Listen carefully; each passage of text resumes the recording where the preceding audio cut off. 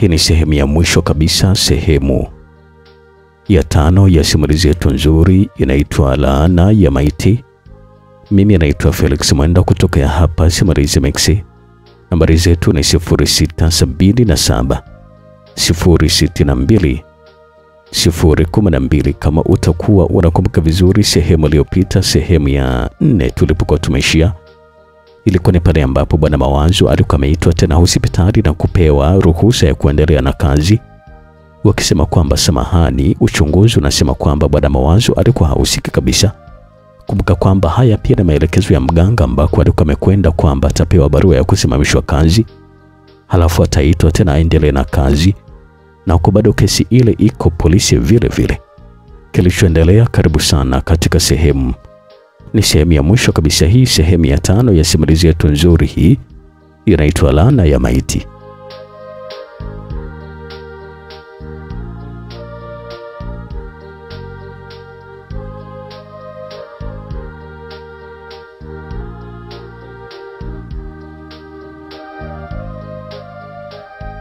Mara baada ya kunifikisha sehemu ambayo niliwaelekeza, nikateremka na kusubiria gari langu ambalo hili lilikuja kunichukua mpaka nyumbani.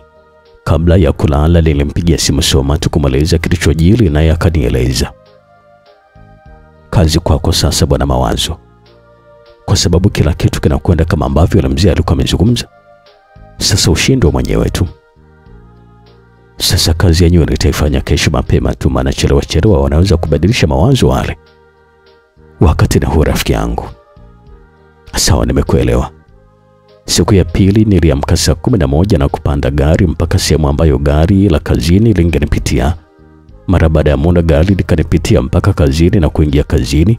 Siku ile nilikuwa na kazi ya kujua kuna maiti ngapi ambazo zilikuwa zimeingia na zile ambazo zilikuwa zinatakiwa kutoka zisizokuwa na ndugu ambazo zilikuwa zinatakiwa kuzikwa na jiji.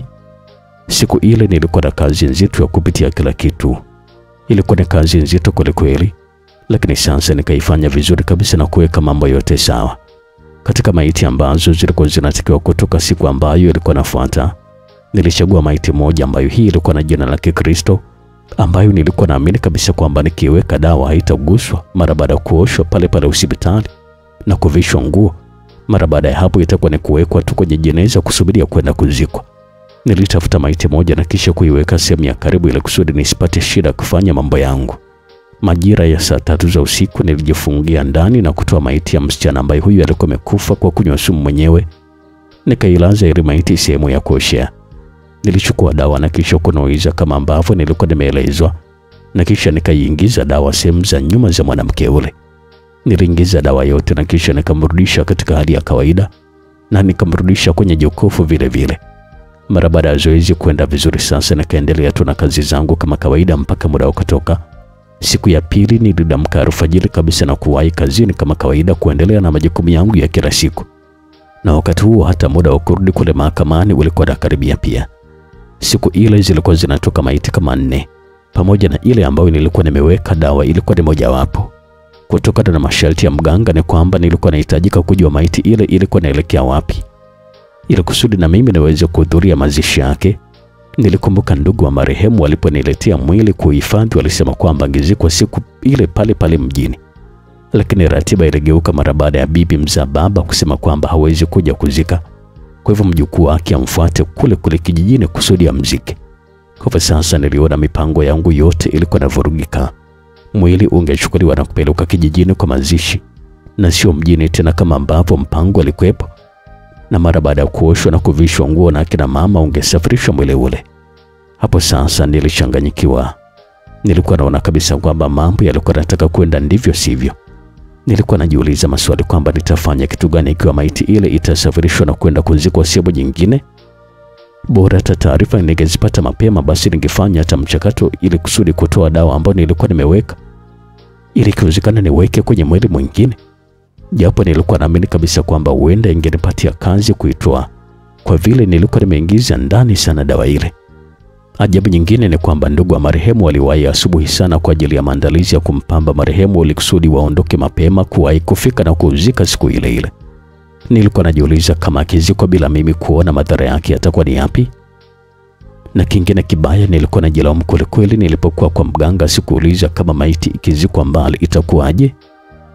Yote ilikuwa natokana na kujiamini kweli kweli kwamba maiti ambayo ningeiweka dawa basi itazikwa pale pale mjini.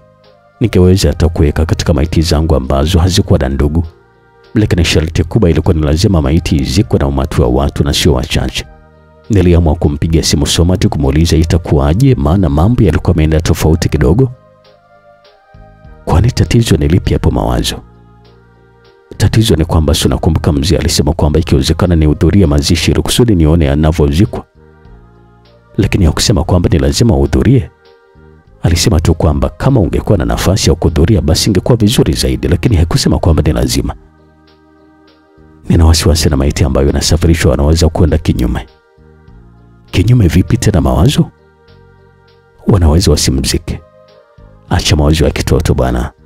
Wewe umesema kwamba wamesema wanakwenda kumzika kwao na sio kwenda kumtupa. Wewe wasiwasi wako ni nini sasa? Nilikuwa nafikiria labda kuna tatizo. Huko na tatizo lazima tazikwa tu, na usijali kabisa. Afadhali, maana nilikuwa nimeshaanza kuchanganyikiwa hapa rafiki yangu Somati. Mara baada ya kukata simu sasa nikapumua pumzi ndefu na kushusha hofu ambayo ilikuwa imetanda katika moyo wangu.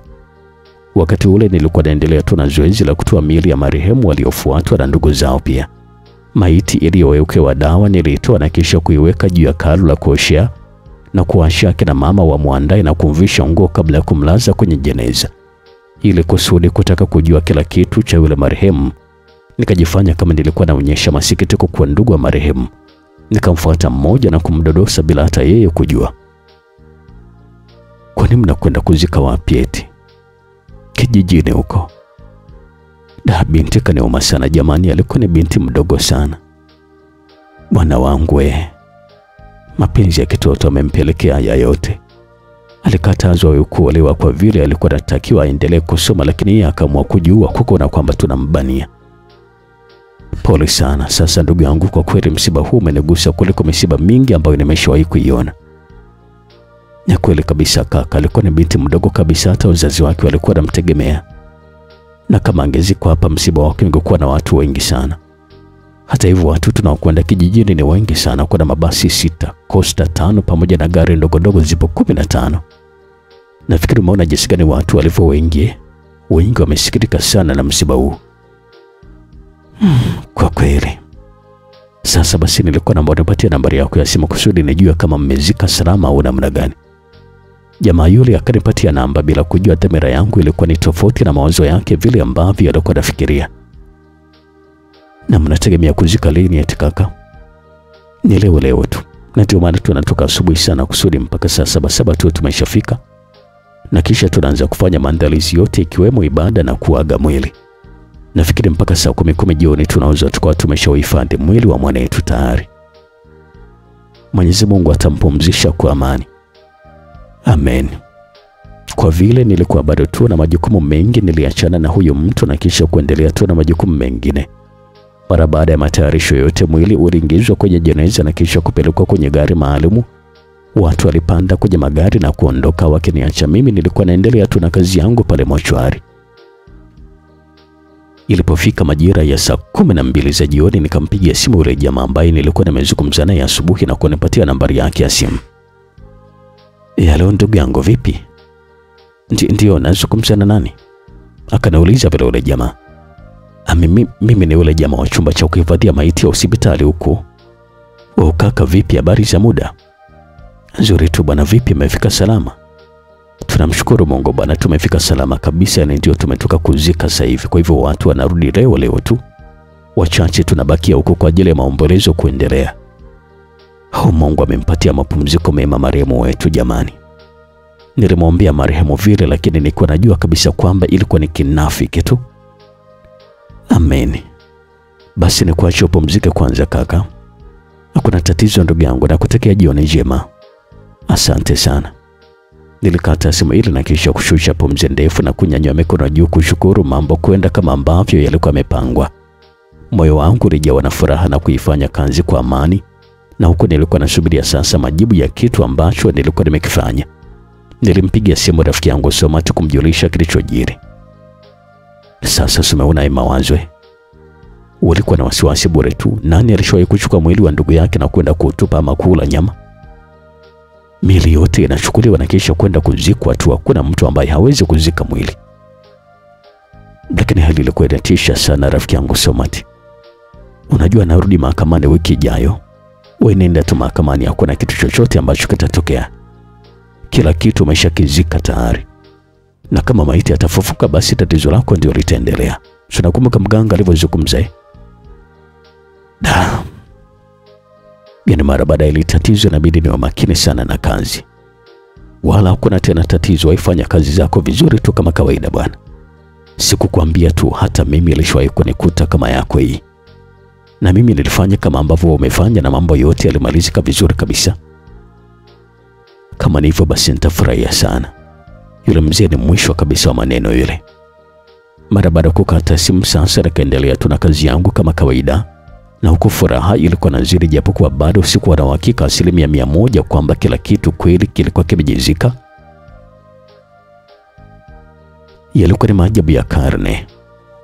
Kesi iliitwa mara 2 na kutolewa hukumu na mahakama kutuachia huru kabisa. Yote walisema kwamba ni kutokana na kwamba ushahidi ulikuwa umekosekana kabisa. Kidhibiti ambacho kilichukua kama ushahidi wa viungo vya binadamu kilionekana sio viungo, bali eti vilikuwa ni vipande vya miti. Askari pamoja na madaktari na wauguzi wa hospitali niliyokuwa nafanyia kazi waliokuwepo pale mahakamani, wote walionyesha kwamba walikuwa wanashtuka kweli kweli, lakini ukweli ulibakia pale pale kwamba hatuna hatia. Mara baada ya mahakama kunisafisha, niliendelea tu na kazi kama kawaida, na huku nilikuwa naomba radhi na kulipwa pesa za usumbufu kama fidia. Nilikuwa naamini kabisa watu wanajua kufuru ya kushindana na Mungu kwa kuibadi. Niliamini kabisa kwamba kuna watu wanajua kufuru ya kushindana na Mungu kwa kubadilisha ukweli kwa uongo hadharani kabisa. Yaani eti yule mtu alikuwa amekamatwa kabisa pale getini na viungo vya binadamu. Halafu leo mahakama inasema kwamba havikuwa ni viungo bali vilikuwa ni vipande vya miti. Nikaamini kabisa kwamba kuna watu wanajua kucheza na akili za watu. Sema tu walichokuwa wanashindwa na kitu kimoja tu, kwamba kumrudisha mtu awe hai tena. Lakini vingi walikuwa wanavifanya na kufanikiwa na kuonyesha kwamba walikuwa wanamchokoza Mungu. Mara baada ya kesi yangu sasa niliendelea tu na kazi yangu kama kawaida. Na kuuoga ulikuwa ni mkubwa, japokuwa Somati alikuwa ananitoa wasiwasi na kunieleza kwamba niendelee tu na biashara yangu kama kawaida. Hakuna chochote ambacho kitakachotokea. Pamoja na kunitoa hofu, nilikaa kwa muda wa miezi 3 na huko nilikuwa napokea oda. Na nikawa nawaeleza watu watulie tu kwa muda kusudi waajiri wangu hata kama wana wasiwasi na mimi, basi wasiwasi wao uondoke kwanza, ndipo tutaendelea na biashara. Nilipoona mambo yalikuwa yametulia sasa, nikaanza rasmi biashara yangu.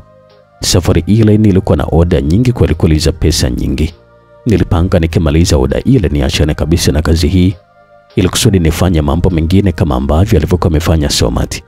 Ikiwezekana hata nimrudie Mungu wangu, kwa sababu nilikuwa naamini kwamba yale yote ambayo nilikuwa nafanya yalikuwa ni chukizo kubwa kweli kweli kwa Mungu.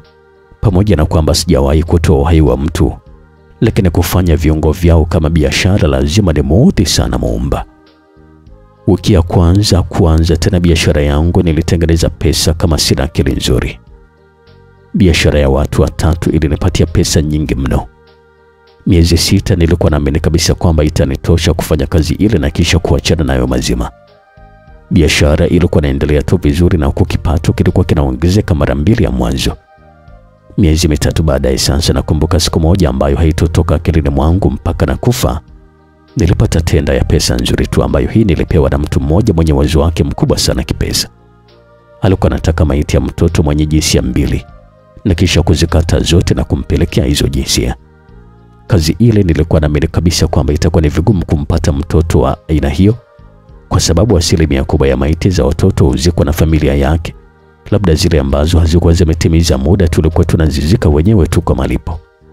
Kazi ya kuzika nilikuwa nampatia yule ambaye alikuwa anaingia asubuhi, kwa sababu pesa yake ilikuwa ni pesa ya sabuni tu. Na kwa vile mchana sikuwepo, nilimpa wanawake 2 wa upande wa leba tenda ya kutafuta maiti ya mtoto mwenye jinsia 2. Japo nilijua kuipata ilikuwa ni ngumu kweli kweli. Nilitoa ofa ya shilingi milioni 1. Nilimwambia aliona kama ni utani hivi. Nilimweleza kwamba kama akipata asinipatie mzigo mpaka nimpatie pesa yake, ili kusudi kuwavuta sasa akina mama hao Kila ambapo nilikuwa nakutana nao niliwapatia pesa ya chai mpaka ikafika hatua ya kuniona niko serious kweli. Na sasa wakaniahidi kwamba watanipatia ushirikiano mkubwa. Haikupita hata wiki 2. Nikiwa nyumbani mara baada ya kutoka kazini nikapigwa simu na mmoja kati ya watu ambao niliwapatia kazi ya kutafuta mwili wa mtoto mwenye jinsia mbili. Akaniambia kwamba mzigo ulikuwa umepatikana. Kwanza sikuamini, ilibidi nimuulize mara mbili kwanza. Unachosema ni kweli kabisa ama unatania? Ni kweli kabisa nakwambia, wala sio utani. Umemwangalia yuko na jinsia mbili kweli? Ndiyo Mawazo, nimeangalia. Ulimpataje sasa? Kaka wewe, hebu nielekeze bwana uko wapi ili kusudi nikuletee mzigo tumalizane. Unamaanisha kwamba umetoka nao tayari? Nilishtuka kweli mara baada ya huyo mama kuzungumza vile. Bwana wewe, mbona mimi sikuelewa biashara inafanyika ama haifanyiki? Inafanyika. Basi nielekeze uko wapi na kuletea mzigo wako. Wewe kwani uko wapi? Mimi niko sehemu hapa mara baada ya kutoka kazini na kuacha msala. Kwa sasa kuna watu wamekuona ama? Kaka, hii ni biashara hatari sana, nimejitolea maisha yangu yote. Sio ya kuzungumza kwenye simu najua. Nielekeze basi uko wapi nije nikufuate mwenyewe. Akanielekeza alipo na nikatuma gari 2, moja kuchukua mzigo na kupeleka katika jumba ambalo hili nilikuwa najenga, ambako ndiko sasa nilipopaona palikuwa panafaa kuifanya kazi ya kumkata viungo mtoto huyo na kisha kuviuza. Kwa vile kazi ya kuuza viungo ilikuwa ni asiri, nilimweleza kijana wangu asifungue mzigo atakaopewa na kwenda kuweka kwenye moja kati ya chumba ambacho kilikuwa na mlango. Mara baada ya muda sasa nikaelezwa kwamba kila kitu kilikuwa kimekwenda vizuri kabisa. Nilimweleza dereva wangu ambaye alikuwa amembeba yule muuguzi kwamba mpeleke sehemu. Nilichukua pesa ya malipo ya kazi pamoja na gari jingine na kwenda kumalizana naye. Nilikwenda sehemu ambayo nilikuwa nimemwelekeza kijana wangu aelekee. Nilikutana na muuguzi yule ambaye alikuwa ni mama mtu mzima. Aliponiona sasa alizungumza kitu. Mwanangu, imebidi nipate dhambi kwa ajili yako kabisa, unajua. Kwa nini mama unasema hivyo? Wakati tunamzalisha mzazi alipoteza fahamu dakika za mwisho, lakini mtoto alikuwa ametoka salama kabisa. Mimi ndiye niliyokuwa nimempokea mtoto, na mara baada ya kumwona yuko na jinsia mbili nilishtuka sana.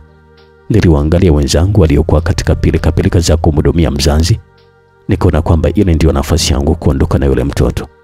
Na kwa vile ilikuwa ni lazima nimpate, ilibidi sasa nimkabe kumuua pale. Na huone kabisa hapo baba, nimepata dhambi ya kuua. Mama, dhambi kaumbiwa mwanadamu, unadhani dhambi kaumbiwa mnyama? Na kwa vile umefanya kazi ya ziada, basi nakupatia milioni 2 na sio moja tena. Unasema kweli kabisa kaka Mawazo? Yule mama alishtuka kweli mara baada ya kusema kwamba nampatia milioni 2. Umefanya kazi kubwa sana. Nilimpatia milioni 2 na kisha kumwambia dereva wangu ampeleke kwake. Mara baada ya kuachana na sasa huyo muuguzi, nikajikuta nilikuwa na shauku ya kuwa na mzigo. Niligeuza gari langu na kwenda kwenye jumba langu ambalo hili lilikuwa katika hatua nzuri sana, hasa mara baada ya kurudi tena kwa kasi katika kuendelea na ujenzi baada ya kukwama kutokana na matatizo ya mmoja kati ya wateja wangu kukamatwa na viungo vya binadamu. Nilikwenda mpaka kwenye saiti ya ujenzi wa jumba langu. Niliingia mpaka kwenye chumba ambacho nilikuwa nimeelekeza kwamba mzoga ule uwekwe. Nilifungua na kisha kukagua na kukuta kweli ilikuwa ni maiti ya mtoto mwenye jinsia mbili. Moyo wangu ulilipuka kwa furaha kweli kwa kuamini kwamba nilikuwa natengeneza pesa nyingi sana kwa biashara ile. Nilimpigia simu mteja wa mzigo ule ambaye huyu hakuamini kabisa kusikia kwamba eti nilikuwa nimepata mzigo kama ule ambao alikuwa na utafuta kwa udi na uvumba. Siamini kabisa kama kweli kile ambacho nazungumza Mawazo. Kazi yangu si unaijua, lakini bosi, kama uamini njoo uone mwenyewe kabisa kabla sijamkata viungo. Okay, sawa basi, nitamtuma mtu usiku aje afuate mzigo. Njoo tumalizane kabisa, uchukue chako hapa. Mzigo sio upo hospitali na mwenyewe hapa. Usiniambie. Jamaa alishtoka kweli mara baada ya mimi kuzungumza vile. Kaka, mimi ninapopewa kazi na watu wazito kama nyinyi wasifanye mchezo kabisa. Nimehakikisha mzigo unapatikana kwa hali na mali. Kaka, sikuwezi kabisa, kwa hivyo nataka uniletee sasa hivi ama? Ndio maana yake bosi, kama naweza njoo basi muone kabisa kabla sijamkata. Hapa na mimi nakuamini kabisa, njoo na mzigo nikupatie chako. Sawa basi, nafika hapo muda sio mrefu. Na kwa vile sikuwa na vitu vya kukatia muda ule, nikamtuma dereva wangu akaninunulia kisu kikali pamoja na gloves na karatasi la sandarusi kwa ajili ya kutandika kwenye meza wakati na vikata viungo vya maiti ile changa. na kwa vile maduka hayakuwa mbali sana, mara baada ya muda mfupi sasa nikaletewa vifaa ambavyo nilikuwa nimeagiza. Nilijifungia ndani tu na kisha kutandika karatasi pana la sandarusi na kuilaza maiti ya kichanga. Nilivaa gloves na kisha kushika kisu ili kusudi nianze kuikata viungo, na huku mapigo ya moyo yalikuwa nakwenda mbio kweli kweli, kwa sababu muda sio mrefu nilijua kabisa nitashika pesa nyingi ambazo hizi zikiniweka katika hatua nyingine kabisa katika maisha yangu. Nilianza kukata kiungo cha kwanza. Ajabu ni kwamba mara baada ya kuanza kukata zilitoka damu nyingi tofauti na mwili unavyokuwa ukipoa. Sikuacha, nilikuwa naendelea tu kukata. Lakini ghafla kile kichanga ambacho nilikuwa nakikata kilianza kulia kwa maumivu. Nilistuka kweli kweli na kujiuliza kile kiumbe kililetwa hapo hai ama kilikuwa kimekufa. Sauti ile ilikuwa inaendelea tu na kunifanya nichanganyikiwe, kwa sababu kwa uzoefu wangu wa siku zote wa kukutana na miili kama ile, nilikuwa naamini kabisa kwamba kile kichanga hakikuwa kabisa na uhai, kilikuwa kimekufa. Sauti yake ya kulia ilikuwa ni kali, iliyokuwa inaonekana kama ilikuwa nasikika mpaka nje kabisa. Wakati huko nje nilisikia sauti za watu walikuwa wanazungumza kama walikuwa wamesikia sauti ya yule mtoto akiwa analia. Niliweka kisu changu kando na kuvua gloves, na kisha nilifunika na kwenda kufungua mlango kusudi niwaone hao watu waliokuwa wanapiga kelele huko nje. Na huko nilikuwa najiuliza waliwezaje kuingia ndani bila kuzuiwa na walinzi. Wakati ule sauti ya kilio cha mtoto ambaye hakuonyesha uhai alikuwa anaendelea tu kulia, na ilikuwa nazidi kunichanganya kweli kweli sauti hii. Nilitoka mpaka kwenye korido ambako kulikuwa juu ghorofa ya kwanza na kuangalia chini. Nilishtoka kweli kweli mara baada ya kuona chini kulikuwa kumejaa watu ambao walinitisha kweli kweli. Walikuwa ni maiti, walikuwa wanaonekana kwamba walikuwa wamefufuka. Wapo ambao walikuwa na sanda mpya kabisa, wengine walikuwa na sanda ambazo zilikuwa zimekwisha, na miili yao ilikuwa inaonekana kwamba ilikuwa imeharibika. Kwanza kabisa niliona kama nilikuwa naota, lakini kile ambacho kilikuwa mbele yangu hakikuwa ni njozi, bali ilikuwa ni kitu cha ukweli kabisa. Getini mlinzi alikuwa amekatwa akiwa anaonyesha ajui kabisa kitu gani ambacho kilikuwa kinaendelea wakati ule. Nikajitahidi sana kufikisha macho yangu kupata ukweli, lakini niliona kabisa kwamba ile haikuwa ni ndoto, ilikuwa ni kitu cha ukweli kabisa. Nikawa sasa najiuliza, mbona mlinzi haonyeshi kushtushwa na viumbe kama wale? Na kilichokuwa kinashtua zaidi katika kundi la wale maiti ambao baadhi walikuwa na viungo nusu, zile sura ziko ngine kabisa machoni mwangu. Nilikuwa nakumbuka vizuri kabisa kwamba nimeshawahi kuziona hata nyingine kushiriki kukata viungo vyake kule mochwari. Nilikuwa najiuliza sasa walikuwa wamepita vipi kutokea makaburini mpaka kwangu bila kuonekana. Kati ya zile maiti kuna moja ilikuwa imezikwa mbali sana. Mfano ile maiti ya binti ambaye alikuwa amejiua, alikuwa ameenda kuzikwa kwao kijijini mbali kabisa, lakini naye alikuwemo. Hata mama mjamzito aliyesafirishwa nje ya nchi kutokana na uraia wake pia alikuwepo. Wote walikuwa wamesimama tu mbele ya nyumba yangu wakinishutumu kwa unyama ambao niliwafanyia. Hali ya hewa niliona kabisa ilikuwa inaanza kubadilika. Ilikuwa imeanza kubadilika na kuwa nzito kutokana na harufu kali kutawala katika eneo lote. Hali hiyo ilikuwa inatokana na kwamba baadhi ya maiti nyingine zilikuwa zimeoza kabisa na nyingine zilikuwa zinatoa harufu kali. Wakati nikiwa bado tu sijakubaliana na kile ambacho kilikuwa kinaonekana mbele yangu, ambacho nilikuwa naamini kabisa kwamba ilikuwa ni ndoto tu wala sio kitu cha kweli, wale maiti sasa walioko mbele yangu walianza kunifuata kupitia njia za ngazi nikiwa napanda juu. Ilikuwa inaonyesha kabisa kwamba kila mtu alikuwa na alamika lake kutokana na kitendo changu cha kikatili cha kuthamini pesa kuliko utu wa mtu. Wapo waliokuwa wanasema kwamba na mimi wananikata viungo. Wengine walikuwa wanasema kwamba ile ndio ilikuwa ni siku yangu ya mwisho. Yaani kila maiti alikuwa anazungumzia jambo lake tu.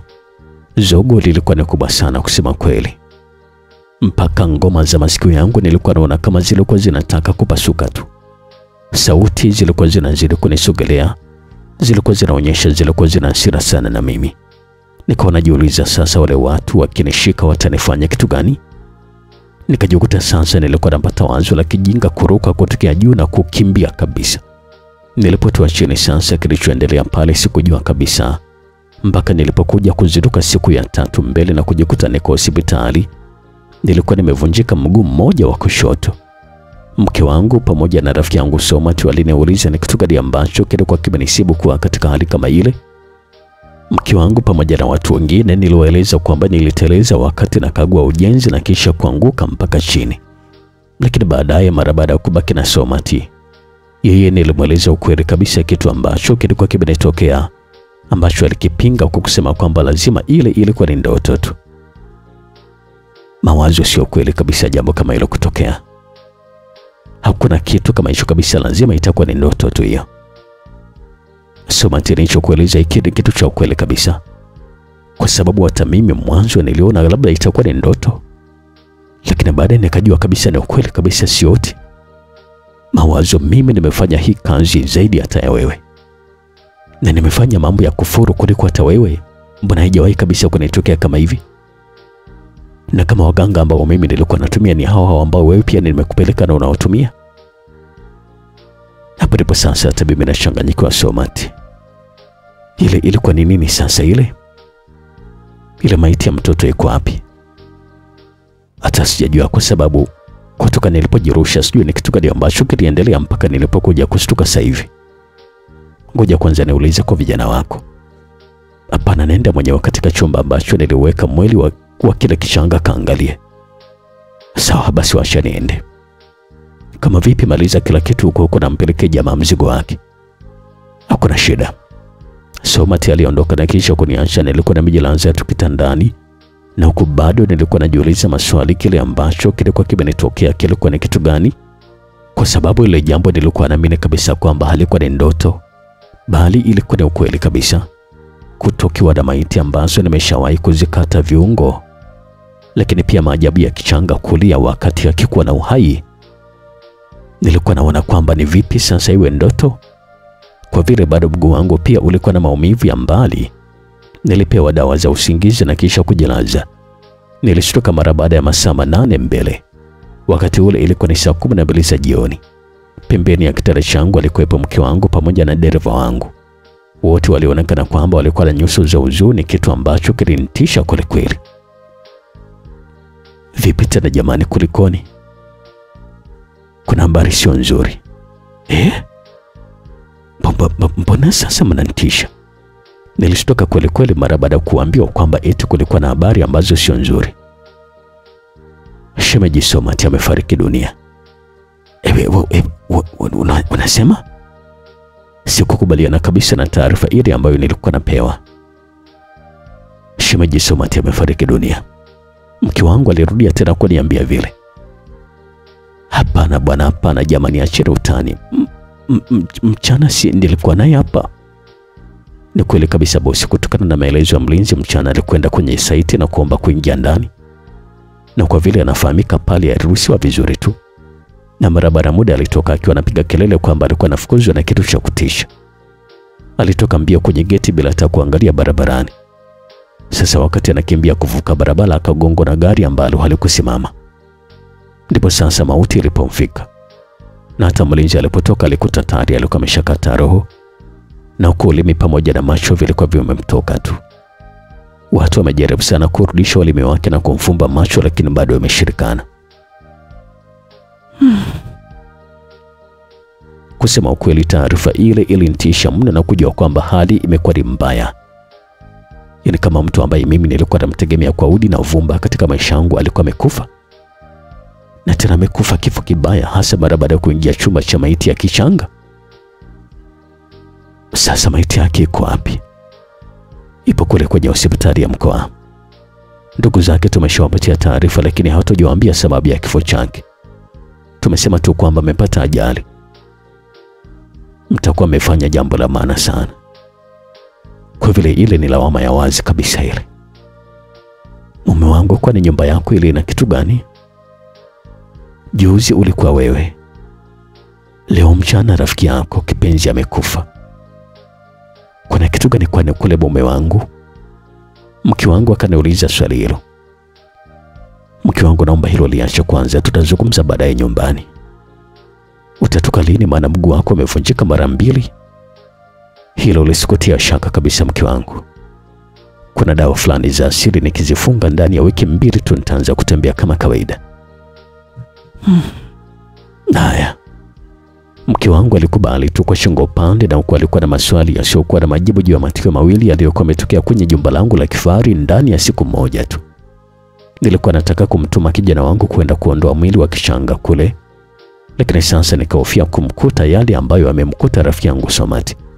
Lakini sikuwa na jinsi, Ilikuwa ni lazima kiumbe kile kitolewe kabisa kabla hakijaanza kunuka na kusababisha harufu mbaya. Nilimweleza kwa siri kwamba aende akautoe ule mwili wa kichanga na kwenda kuutupa ama kuuzika. Mara baada ya kuondoka nilikuwa na wasiwasi wa kusikia habari mpya. Lakini mara baada ya muda sasa akarudi na kunieleza kwamba alikuwa amefanya kama ambapo nilikuwa nimeelekeza. Mwili wa kichanga alikuwa ameuzika nyuma ya nyumba. Nilishukuru sana kwa sababu kama mwili ungekutwa mle ndani, kesi yangu ya kuuza viungo vya mwili ingefumuliwa upya kabisa. Lakini sasa nikamsisitiza kwamba ibakie siri tu na asimwambie mtu yoyote ule. Mazishi ya Somati yalifanyika kijijini kwetu, lakini kutokana na hali yangu sikuweza kabisa kushiriki. Na mimi nilikuwa naendelea vizuri na matibabu ya mguu wangu kwa kutumia dawa za asili ambazo hizi zilinisaidia kuweza kutembea haraka. Japo nilikuwa sikanyagi mguu kwa nguvu, lakini hali ile nilijua ingeisha tu mara baada ya muda ningeanza kutembea vizuri. Mara baada ya kuwa katika hali nzuri nilipanga kwenda kwa mganga ambaye huyu nilikuwa nimepelekwa mara ya pili na marehemu Somati, ambaye huyu alimaliza kesi yangu kimeujiza. Muda wangu wa kurudi kazini ulipofika, nilikuwa nahofia hali ile kujirudia tena nitakapoingia chumba cha maiti. Nilipanga kuanza kazi mara baada ya kwenda kwanza kwa yule mganga. Nilimchukua dereva wangu ambaye siku zote ndio nilikuwa namfanya kwamba ni msiri wangu kwa muda ule. Mara baada ya rafiki yangu kipenzi Somati kufariki kifo cha ajabu, na sababu kubwa nilikuwa ni mimi. Nilipanga kuondoka mwisho wa wiki ile kusudi mwanzo wa wiki inayofuata niwe kazini. Nilimtaarifu kwamba tulikuwa na safari. Mara baada ya kuiandaa safari tuliondoka alfajiri kusudi tuwahi kufika na kupata huduma pamoja na kurudi. Tulianza vizuri safari yetu. Tulipofika nusu ya safari tulikutana na watu ambao walikuwa nakwenda kuzika. Siku zote ilikuwa ni desturi kwamba ukikutana na watu ambao wanakwenda kuzika, basi lazima usimame na ubebe kidogo ndipo uendelee na safari. Nilimwambia dereva asimamishe gari na mimi kuteremka. Nilichepuka mwendo na kuwahi mbele na kushika jeneza na kuanza kutembea. Lakini ajabu ni kwamba mara baada ya kutembea hatua mbili nikamsikia maiti ambaye alikuwa ndani ya jeneza alikuwa anazungumza kwa sauti kubwa. Jamani, huyu alinikata viungo na kufa, muweni na yeye. Nilikuwa naamini kabisa kwamba sauti ile wote walikuwa naisikia. Uoga ukanishika. Nashukuru nilikuwa nimeshaliacha jeneza. Bila hivyo naamini kabisa kwamba ningelidondosha chini. Niliwaangalia watu wote ambao walikuwa wako bize tunakwenda kuzika. Nilikuwa najiuliza tu maswali kwamba ina maana sauti ile hawakuwa wanaisikia, kwa sababu ilikuwa ni sauti ya juu kabisa, kumaanisha kwamba watu wote wangeisikia. Nilimsikia alikuwa anaendelea tu kupiga kelele huyu maiti, na huko alikuwa anasema kama wameshindwa kunitia adabu, basi anatoka yeye mwenyewe na kuja kuniadabisha. Nilianza kuliona jeneza lilikuwa linacheza kuonyesha kwamba ile maiti ilikuwa nataka kutoka na kunifuata na kunitia adabu. Niliona watu walikuwa wanahangaika kulituliza jeneza ambalo hili lilikuwa lituli kabisa mabegani mwa watu. Nilipowaona walikuwa naliweka chini nilichanganyikiwa zaidi, msikilizaji. Na ilikuwa ni mara baada ya kumwona maiti alikuwa anatoka kwenye jeneza kusudi anifuate. Nilitimua mbio na huko nilikuwa napiga makelele. Kilichoendelea hapo sikujua kabisa mpaka nilipoenda kujikuta nipo kwa mganga wa kienyeji. Nilipojiangalia nilikuwa nimedhoofu mwili. Pembeni alikuwepo mke wangu ambaye huyu naye alikuwa anaonekana kwamba alikuwa amedhoofu mwili pia. Mke wangu alikuwa anaonekana mwenye mawazo mengi. Nilitembeza macho na kuyaona mazingira kama yalikuwa ni kwa mganga hivi. Nilipojichunguza nilijiona kwamba nilikuwa nimefungwa kamba kwenye shina la mti. Nilijishangaa kusema kweli kujiona kwamba niko kwenye hali kama ile. Nikanyanyua mdomo wangu na kumuita mke wangu. Mke wangu. Ajabu, hata mke wangu badala ya kuitika alishtuka kweli kweli na kunikimbia. Asa nikawa najiuliza mbona mke wangu ananikimbia? Mara baada ya muda sasa akarudi mzee wa makamu ambaye huyu alikuwa anaonekana ndiye mganga akiwa na vijana wake na kuzungumza. Mfungueni kamba. Wakanifungua kamba na kisha kusimama. Nilikuwa nimevaa kaniki tu na kifuani nilikuwa wazi kabisa. Hasa nilikuwa najiuliza maswali kwamba pale nilikuwa nimefikaje? Kabla hata sijajua pale nilikuwa nimefika vipi, nikapigwa na maji ya usoni ambayo haya yakanizindua na kuzidi kujishangaa. Nilipojiangalia nikajikuta nilikuwa nimebakia mifupa tu pamoja na ngozi.